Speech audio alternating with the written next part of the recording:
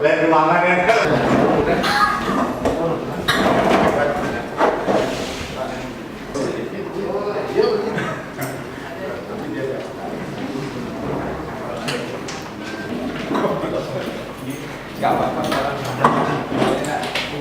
Yayasan Lembaga Konsumen Indonesia Provinsi Bali mengucapkan terima kasih atas kehadiran Bapak Ibu. Ini sungguh sangat berbahagia Bapak Ibu berkenan hadir meluangkan waktunya dan sangat kami perlukan, kami butuhkan dalam pemikiran-pemikirannya yang terkait dengan tema kita pada hari ini, pentingnya atas informasi yang berimbang bagi konsumen media. Datang dari Universitas Gajah, Fakultas Ilmu Komunikasi, terima kasih. Kemudian juga dari Universitas Mahasiswati, ya, masih hangat-hangat ya. Nah, tadi masih hangat-hangat. Jadi beliau Ketua Aliansi Jurnalis Independen juga sering pemahpahnya mungkin Pak Putu Armaya ini. Mungkin silakan Pak Putu Armaya selaku KPPU, dan kami sempat Pak Messi Ketua KPPU yang sekarang itu sempat saya tantang ya, berani menghukum provider sebagai.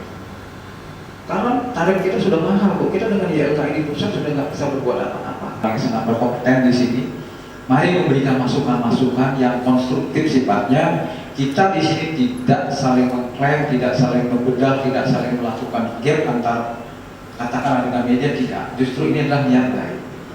Ini adalah hasil pemikiran niat baik kami dari Yayasan Lembaga Perlindungan Konsumen yang tidak punya kepentingan apa-apa di sini. Itu hanya berdasarkan hasil pengaduan-pengaduan masyarakat. Itu juga gitu ya, bank yang membuat perjanjian. Jadi ya kita digoda, kehadiran Undang-Undang Nomor 8 ini semacam ditakuti gitu ya. Pertama di pasal 18 Undang-Undang Perlindungan Konsumen tentang pencantuman klausul baku. Ya, salah satu contoh aturan-aturan semacam itu. Jadi kami dengan Pak David Tobing dari Jakarta ya, salah satu kemarin juga di Dewan itu kita juga sering sharing bagaimana sebenarnya konsumen ini ke depan paling tidaklah ada informasi yang benar, jelas berimbang dalam arti yang konstruktif sifatnya ya, bukan hanya untuk media cetak tetapi termasuk juga sosial media kayak Facebook, Twitter dan lain sebagainya, termasuk juga dia mungkin Pak Abbas ya, itu kan sehari itu media sosial itu begitu pesatnya berkembang. Namun di satu sisi juga ada semacam etika yang harus kita paling tidak ambil peran itu. Nah, maka kami dari Yayasan Lembaga Konsumen mencoba mengambil inisiatif rembuk seperti ini dalam kondisi yang sangat sederhana. Terima kasih Bapak Ibu yang sudah meluangkan waktunya. Inilah hasil pemikiran dari Bapak Ibu yang sudah. Masalah informasi, salah satu ranah atau media yang bisa dijadikan alat adalah tentu media. Dan di sini peran pers itu sangat penting. Nah, ini kebetulan ada tokoh pers TWI dan besar satu yang juga rekan saya. Pertama saya mengapresiasi dulu Yayasan Lembaga Perlindungan Konsumen Bali untuk mengadakan diskusi ini dengan topik pentingnya informasi yang berimbang bagi konsumen media. Nah, kami dari PWI sebetulnya tidak punya otoritas untuk menekan katakan atau mengingatkan media ketika mereka melakukan pemberitaan yang merugikan masyarakat.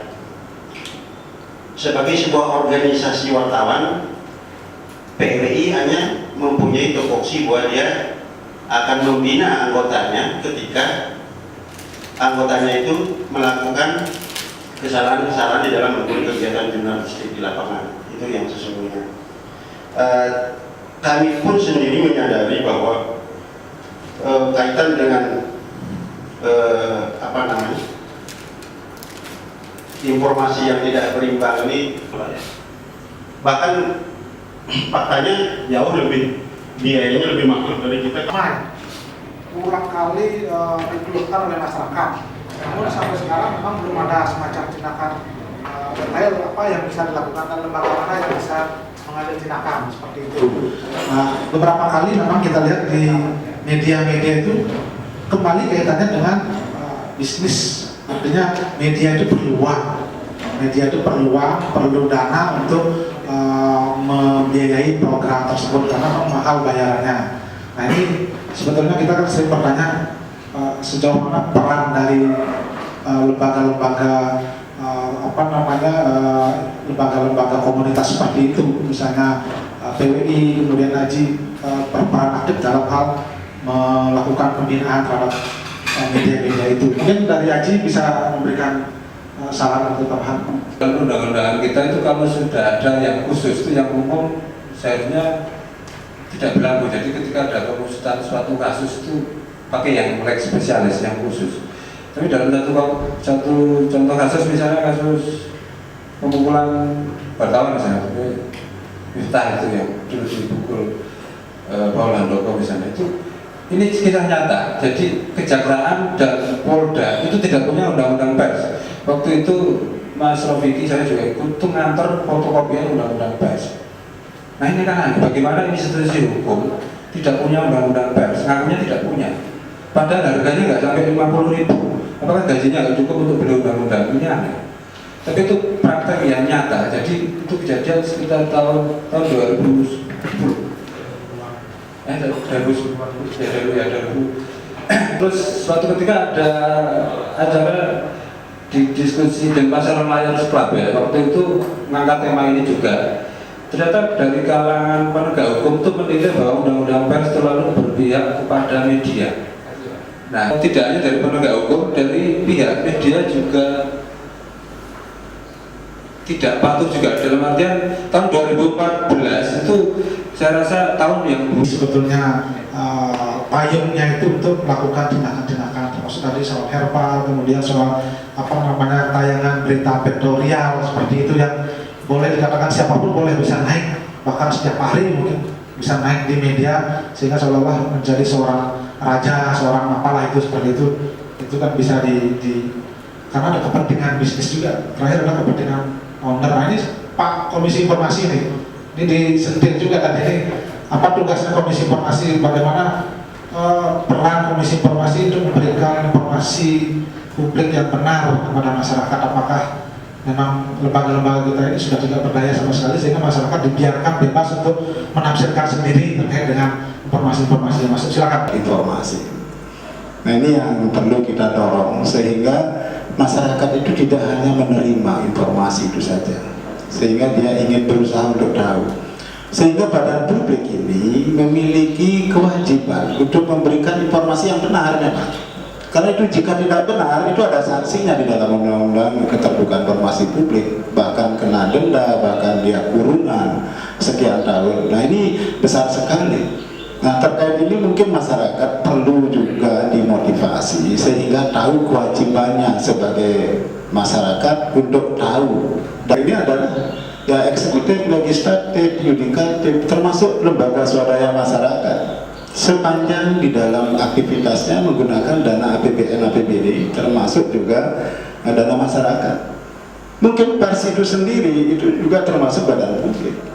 Kenapa dia menggunakan dana juga, mungkin dana masyarakat atau siapa saja. Nah dengan demikian maka perlu di dalam memberikan informasi itu yang benar. Jadi benar itu bagaimana? Ya tidak tersesat bagi yang membutuhkan informasi itu. Nah jika ini terjadi, misalnya hambatan antara masyarakat dengan badan publik terkait informasi yang diberikan, maka peran Komisi Informasi di sana. Jadi inilah keterbukaan informasi itu penting.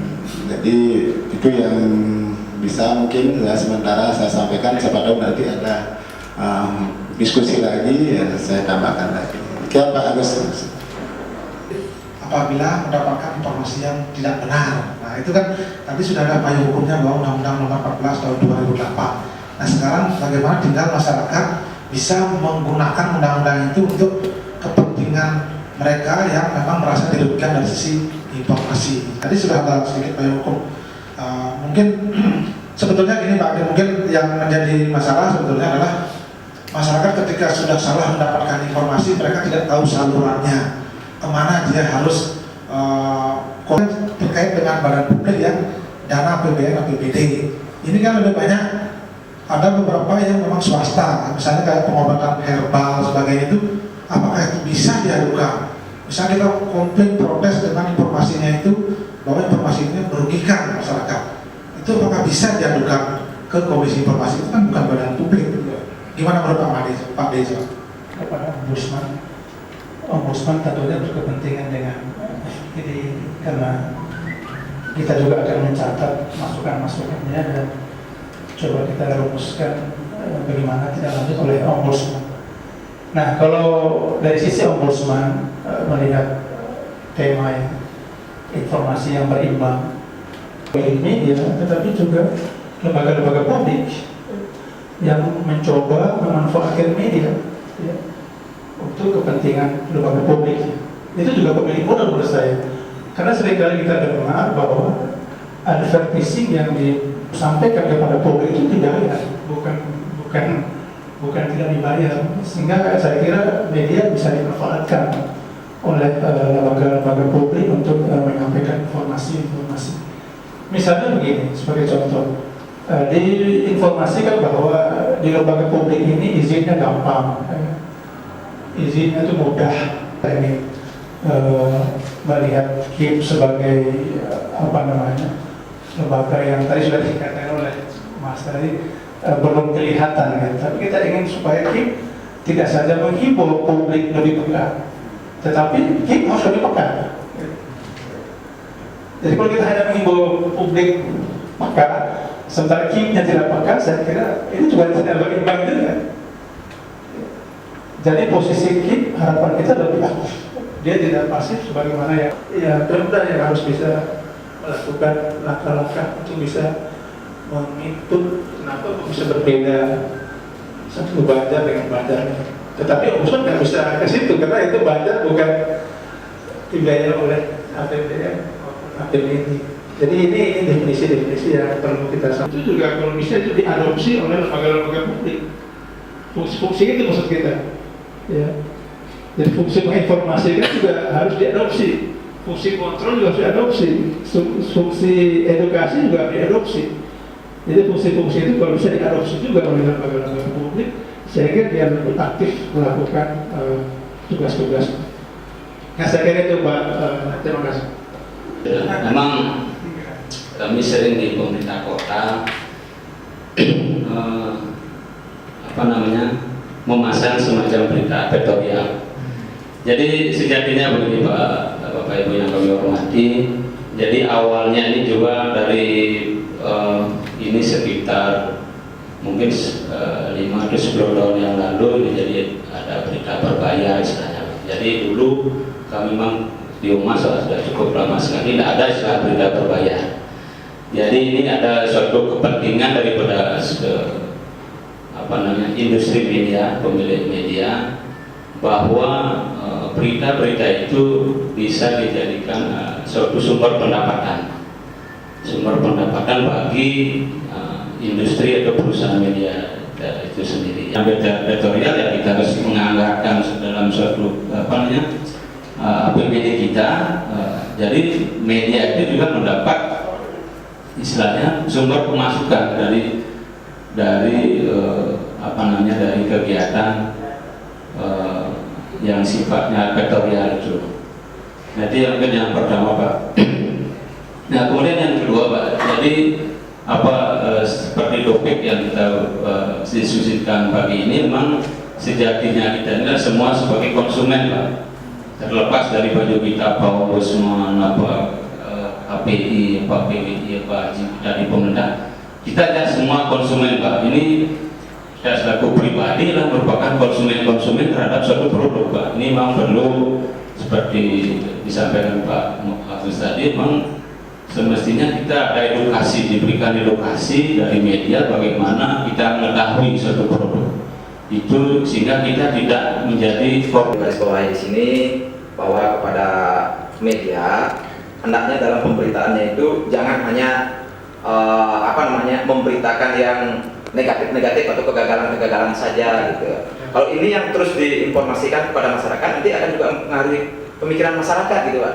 Jadi seolah-olah itu sudah biasa, memang harus itu yang kita lakukan, jadi bisa diikuti sama yang lainnya itu ya. Jadi saya harap di sini biar pemberitaannya itu berimbang lah. Ada misalnya seperti Semantri mungkin satunya gagal, tapi kan masih banyak lagi semantri-semantri lain yang berjalan dengan baik gitu. Nah ini juga perlu diinformasikan ya, sehingga ada memotivasi lah artinya masyarakat itu untuk ya mengikuti program-program dari pemerintah. Mungkin itu Pak yang bisa saya berikan. Banyak perasaan bayar, harus bayar. Sehingga dengan bayar itu mungkin lebih Bukan dalam arti begitu Pak ya. Ya memang kita harus akui dari kita membayar oplahnya ini juga kan gitu ya. Karena itu kan media sudah susah nembus kayaknya itu. Dengan dibayar bumi juga Pak kan gitu ya. Jadi tentunya yang perlu di sini juga ya perlu kita ada apa namanya ya perlu pencerahan kepada masyarakat supaya masyarakat yang seperti itu karena mungkin itu yang lebih menarik untuk di apa namanya ditonton atau dibaca gitu ya. Tapi tentunya masyarakat benar apa disampaikan Pak tadi, tidak semua bisa mengakses dengan berita yang dari media, apakah dengan Twitter, apa dengan Facebook, nggak semua Pak. Tapi mungkin dengan sosialisasi melibatkan komponen-komponen tokoh-tokoh masyarakat, ya, yang dari masyarakat, kemudian dengan pilihan usulnya, dengan karang tarunanya, dengan istri. Terlebih-lebih lagi kan konsumen kita yang berkait dengan informasi seimbang menyangkut dengan pangan, karena sekarang banyak beras yang plastik itu Pak, jangan sampai sekarang kita namanya darurat, kita sudah darurat narkoba, kita juga darurat pangan, terlebih lagi darurat beras ini. Ini khawatir Pak, sasaran konsumen itu kasihan nih, anak-anak SD, SMP, SMA generasi kita yang tentu konsumsinya sayur seperti itu siapa yang bertanggung jawab ini untuk menginformasikan yang benar dan jelas berkaitan dengan itu. Ini pasti juga informasi ini sampai juga dengan media, apakah di laporan dan seterusnya, itu penting juga mensosialisasikan. Ini kan juga satu bentuk komunikasi juga kepada mereka.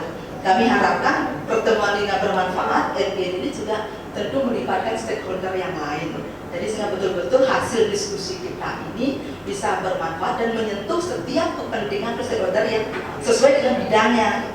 Itu yang tulis tugas akhir skripsi itu yang memantau media sekurang-kurangnya.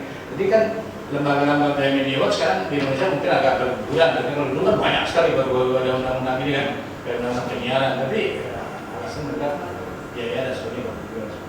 Tapi sebenarnya institusi pendidikan harus eksis karena dia punya sumber daya siswa yang bisa sehingga itu bisa lebih eksis.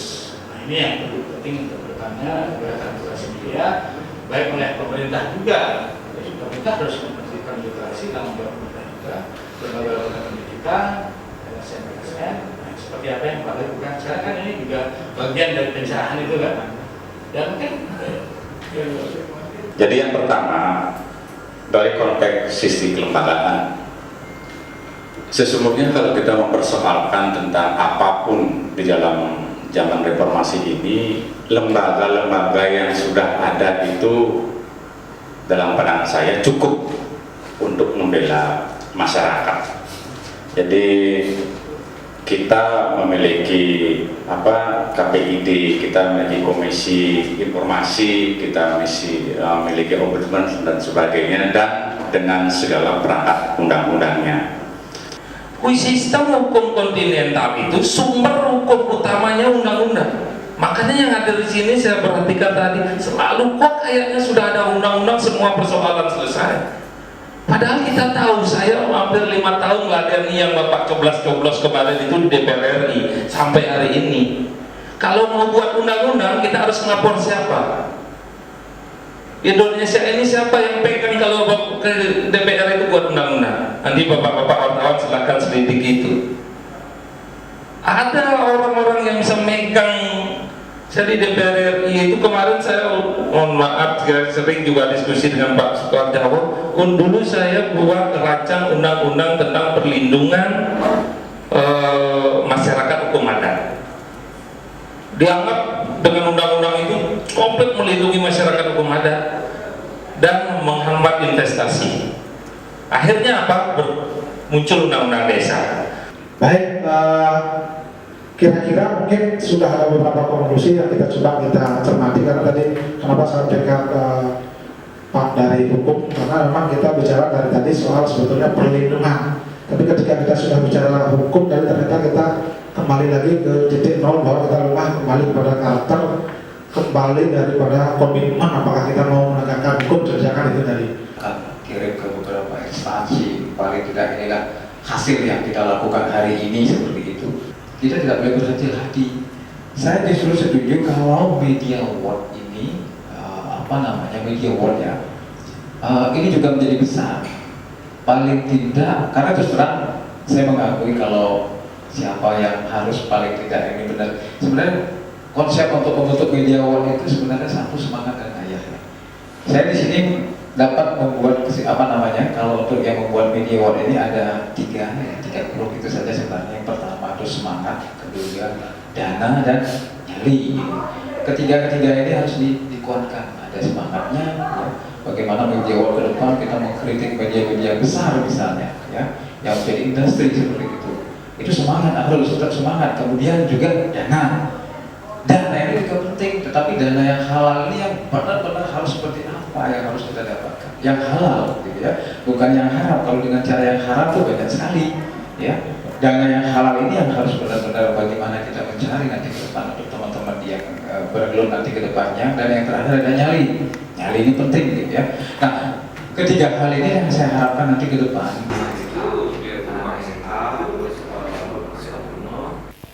Jadi adapun maksud dan tujuan kita untuk menyelenggarakan kegiatan ini, fokus group discussion terkait masalah pentingnya konsumen media mendapatkan informasi-informasi yang berimbang dari pemberitaan pers di Bali. Karena beberapa tahun yang lalu kami di Yayasan Lembaga Perlindungan Konsumen mendapatkan pengaduan terkait masalah pemberitaan pers, termasuk juga kegiatan yang ada di sosial media dan masyarakat situ. Masyarakat konsumen itu mempertanyakan hak-hak mereka sebagai konsumen, yaitu di pasal 4 Undang-Undang Nomor 8 tahun 99 tentang perlindungan konsumen. Salah satunya adalah hak atas informasi yang benar, jelas dan jujur. Nah, informasi yang benar, jelas dan jujur itu ditanyakan oleh konsumen. Kami memfollow up semua pengaduan-pengaduan itu. Nah, maka muncullah kami berinisiatif untuk mengadakan satu diskusi. Diskusi hari ini adalah bertujuan untuk bagaimana ke depan konsumen kita di Bali disuguhkan informasi-informasi yang benar, jelas dan jujur itu sesuai dengan pasal 4 Undang-Undang Konsumen.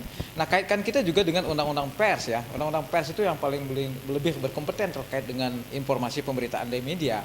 Nah, kami mencoba mengangkat tema diskusi kita hari ini untuk bagaimana di Bali ke depan disuguhi gitu ya. Disuguhilah tayangan-tayangan atau pemberitaan yang benar, berimbang, kemudian informasi yang jujur, jelas. Nah, itu harus benar-benar didapatkan oleh masyarakat. Masyarakat kita sebagai konsumen media di sini.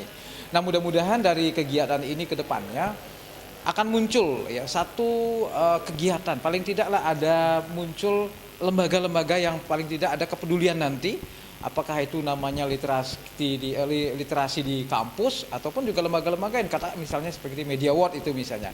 Ini penting ada untuk melakukan kontrol sosial itu, kontrol sosial terhadap media. Nah, ke depan harapan kami inilah yang harus ada di Bali, sehingga tidak-tidaknya hak publik itu kita kembalikan, hak atas informasi yang benar, jelas dan jujur itu tetap didapatkan oleh masyarakat kita di Bali, terutama masyarakat konsumen yang disebut dengan konsumen media, seperti itu.